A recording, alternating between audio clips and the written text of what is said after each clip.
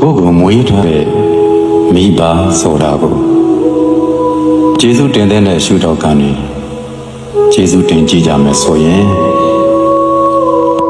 ကိုငယ်ဘဝကိုခန္ဓာကိုမသိနိုင်တဲ့အချိန်အိယာထဲမှာပဲပက်လက်ကလေးနေနေရတဲ့အချိန်အဲ့ဒီအချိန်တွေကိုကမိဘတွေကကိုကိုအရေးတကြီးကြီးနဲ့စောင့်ရှောက်ခဲ့တာအဲ့ဒီမှာအရေးအကြီးဆုံးကမိခင်ကများတတိလက်လွတ်များနေခဲ့မယ်ဆိုရင်အဲ့ဒီငယ်ငယ်လေးအချိန်မှာတင်အသက်တီမှာမဟုတ်ဘူးတည်သွားနိုင်တယ်အဲ့ဒါကိုမိခင်ကအချိန်မရွေးအဆက်မပြတ်ကြည့်ရှုစောင့်ရှောက်ပြီးတော့နေတာသူတို့စောင့်ရှောက်လို့လဲကိုအရွယ်ရောက်လာရတာသူတို့ကြွေးတဲ့ထမင်းကိုစားသူတို့ဆင်တဲ့အဝတ်တွေကိုဝတ်ပြီးတော့သူတို့သင်ပေးတဲ့ပညာတွေကိုသင်ယူရင်းလူဖြစ်လာတာလို့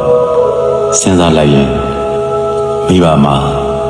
ကျေးဇူးတင်စရာအခွက်တွေအများကြီးပဲ